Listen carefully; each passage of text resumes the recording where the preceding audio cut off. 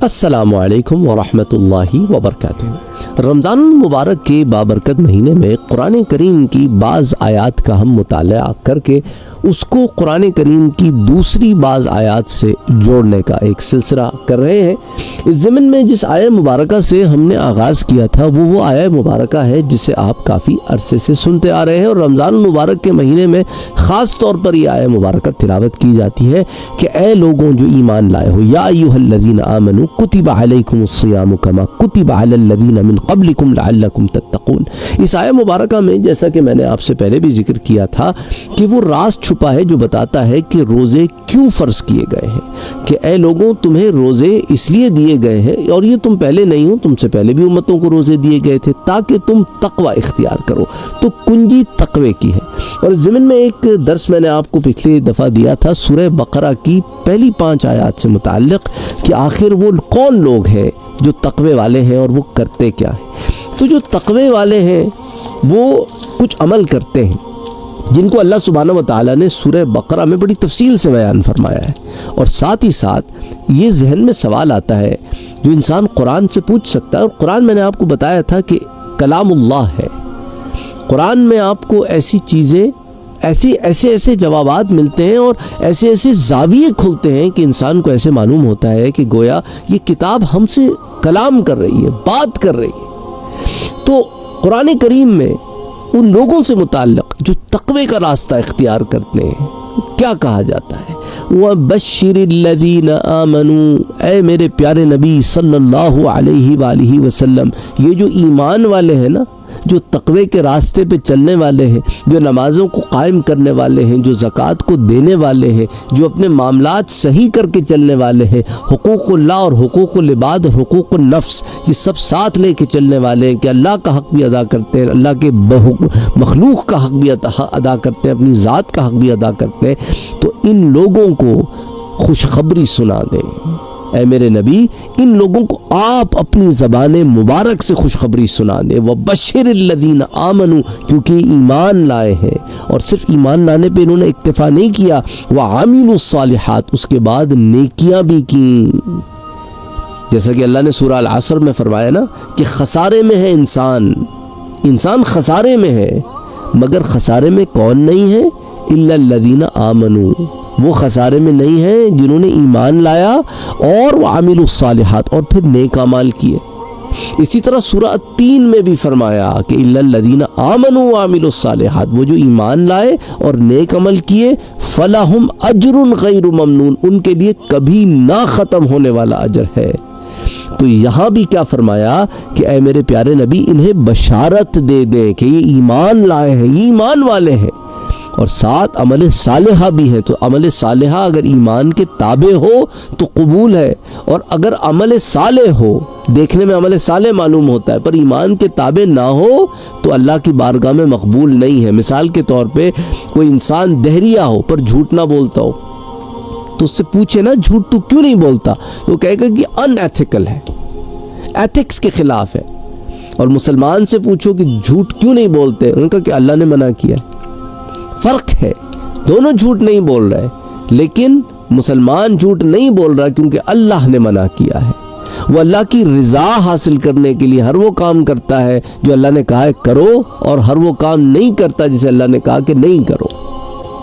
تو اسی لیے یہ فرق ہے۔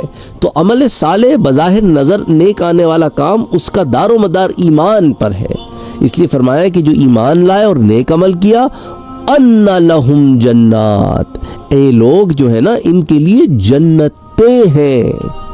اللہ اکبر، اللہ اکبر۔ اور جنت کیا ہے آپ کو جانتے ہیں، آپ اس چینل پر بہت عرصے سے جڑے ہوئے ہیں کہ ہم نے کوئی 1000 سے زائد دروس صرف جنت پر کیے ہیں، کہ جنت کے بیان پر اور جنت کی نعمتوں پر اور جنتی خواتین پر اور حوروں پر اور مختلف جنت کے بیان پہ کو 1000 سے اوپر ہم نے دروس جنت سے متعلق کیے ہیں۔ آپ جانتے ہیں اس چینل سے جو لوگ بہت عرصے سے جڑے ہوئے ہیں، جو نہیں ہیں وہ پھر جا کے وہاں دیکھیں۔ جنت ایک ایسی چھپی ہوئی چیز ہے، یعنی جنت کہتے ہی اس کو ہیں جو چھپی ہوئی، اور جنت خاص طور پہ چھپی ہوئی ہے، گھری ہوئی ہے اللہ کی نعمتوں میں۔ اللہ اکبر، کہ وہ ایسے سبزے زاروں میں چھپی ہوئی ہے کہ اس میں داخلے کے بعد ساری چیزیں عیاں ہوں گی۔ اللہ اکبر، اللہ اکبر۔ اور جنت گھری ہوئی ہے آزمائشوں سے، تم ان آزمائشوں پہ پورے اترتے چلے جاؤ اور پھر جنت کے راستے پہ چلتے چلے جاؤ۔ اس لیے یاد رکھو، اللہ سبحانہ و تعالیٰ قرآن کریم میں اور بھی ایک جگہ فرماتا ہے کہ نحن اولیاؤکم، ہم تمہارے دوست ہیں، ہم تمہارے مددگار ہیں، فی الحیات الدنیا، اس دنیا کی زندگی میں بھی، وفی الآخرہ، اور آخرت کی زندگی میں بھی۔ تو اے ایمان والوں، اپنے آپ کو کبھی اکیلا نہ سمجھنا۔ اللہ اکبر۔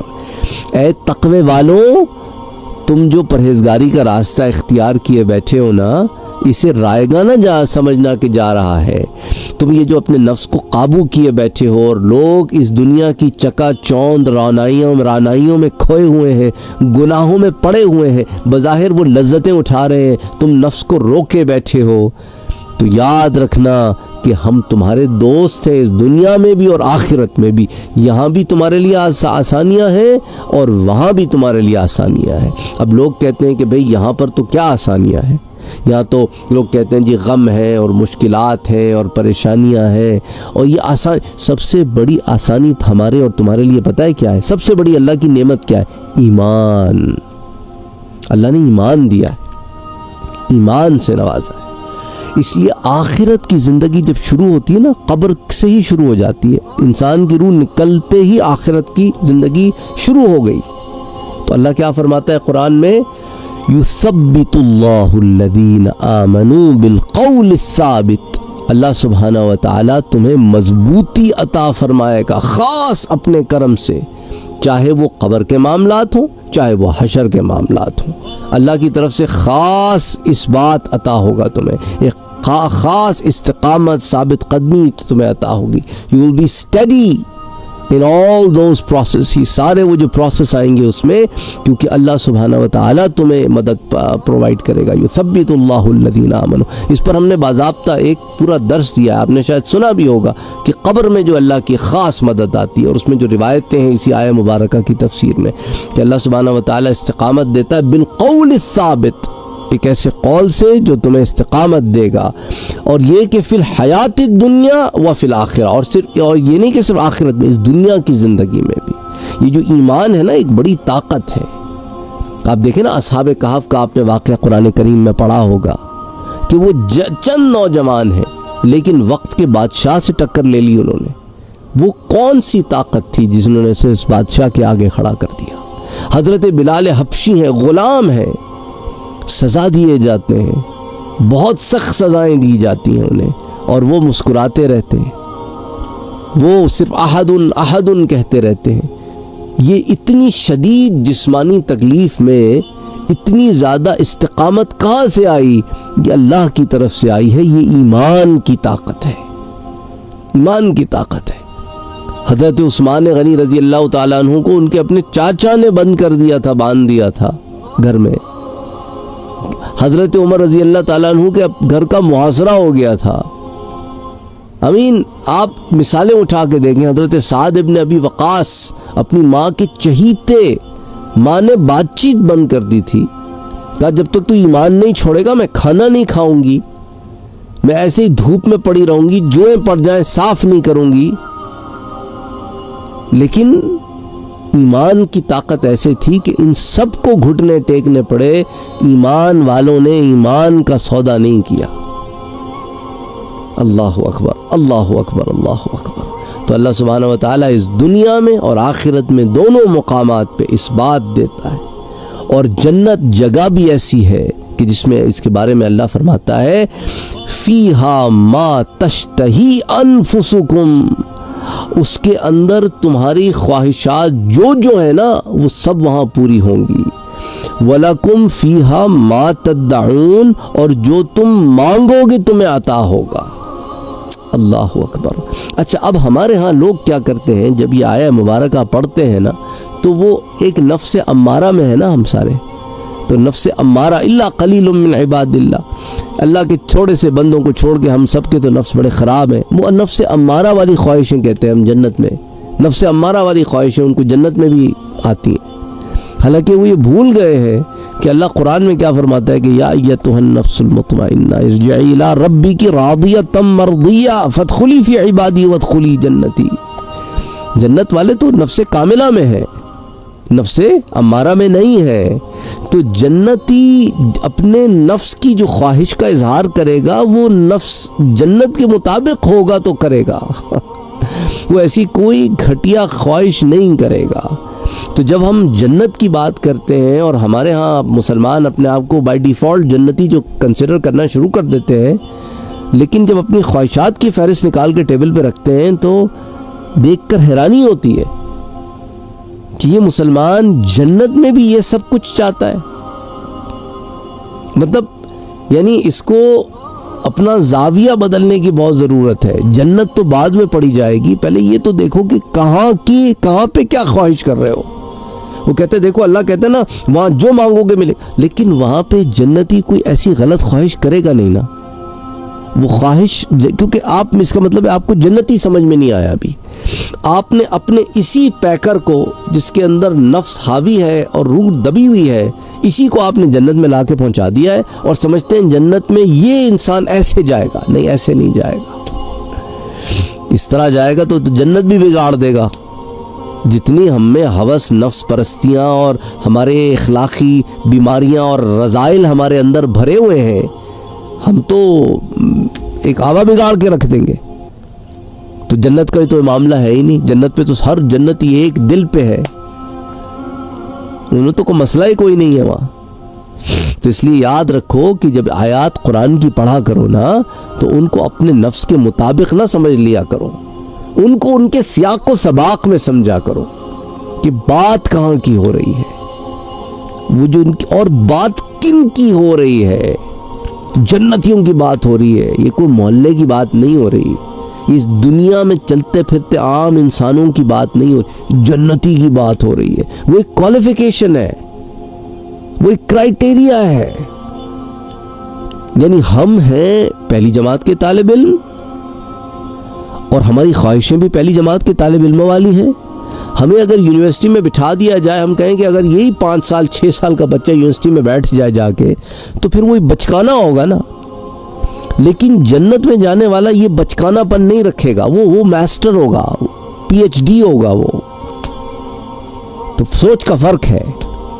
امید کرتا ہوں بات سمجھ میں آ رہی ہوگی آپ کو۔ تو اس لیے خدا کے لیے اپنے نفس کے زاویے سے قرآن کو نہ پرکھا کریں، قرآن کو اس کے سیاق و سباق میں دیکھا کریں۔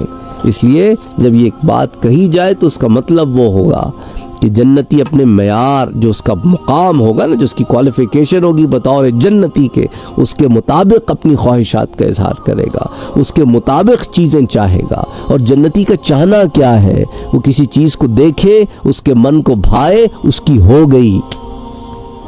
جنت کے بازار میں جائے گا، کسی چیز کو دیکھے گا، اچھی لگے گی، اس کی ہو گئی، اس کے گھر پہنچ گئی وہ چیز۔ کسی جنتی کے لباس کو دیکھے گا، اس کو اچھا لگے گا، اس کے جسم پہ اس سے اچھا لباس اس اگلے لمحے موجود ہوگا۔ کسی درخت کی طرف دیکھے گا کہ اس کا پھل کھانا ہے تو درخت اپنی ٹہنیوں کو حکم دے گا، وہ ٹہنیاں وہ جس کیفیت میں، جس ہائٹ پر بندہ ہوگا، لیٹا ہوگا، بیٹھا ہوگا، کھڑا ہوگا، وہ ٹہنی اس تک آئے گی۔ وہ ٹہنی سے پھل توڑے گا تو جس مقام سے توڑے گا اس کے توڑتے ہی وہاں 2 نئے پھل پیدا ہو جائیں گے اور وہ ٹہنی واپس چلی جائے گی جہاں سے آئی تھی۔ ہم نے جنت کو پتہ نہیں کیا سمجھا ہوا ہے، ایک پلک جھپکنے سے یہاں سے وہاں ہو گیا جنتی۔ 60 میل سمجھتے ہیں، 60 مائلز، آلموسٹ 100 کلومیٹرز سے تھوڑا سا اوپر اتنا بڑا جنتی کا خیمہ ہے، صرف ٹینٹ۔ ہمارے شہر نہیں ہوتے 60 میل کے، جنتی کا خیمہ ہے۔ اتنا بڑا خیمہ ہے کہ ایک کونے والے کو دوسرے کونے والے کی خبر نہیں اس خیمے میں، لیکن جنتی کے لیے ایک کونے سے دوسرے کونے میں جانا ایک پلک جھپکنے کا سفر بھی نہیں ہے۔ جنتی کی اتنی بڑی شان، تو وہ سوچے اتنی بڑی شان والا کوئی گھٹیا چیز کی خواہش تھوڑی کرے گا۔ ظرف والا ہے تو اعلیٰ ظرفی کی خواہش کا اظہار کرے گا۔ بہرحال امید کرتا ہوں کہ بات سمجھ میں آ گئی ہوگی. اس سلسلے کو جاری رکھیں گے انشاءاللہ، کیونکہ بات ہو رہی ہے رمضان المبارک کی، بات ہو رہی ہے تقویٰ کی، بات ہو رہی ہے ایمان والوں کی، اور بات ہو رہی ہے اعمال صالحہ کی، اور بات ہو رہی ہے ان تمام چیزوں کی قرآن کریم فرقان مجید سے. سفر کو جاری رکھتے ہیں، دعاؤں میں یاد رکھیے گا. کامنٹ سیکشن میں اپنی رائے کا اظہار ضرور کیجیے گا کہ آپ کے کامنٹس آتے ہیں، اچھا لگتا ہے. السلام علیکم.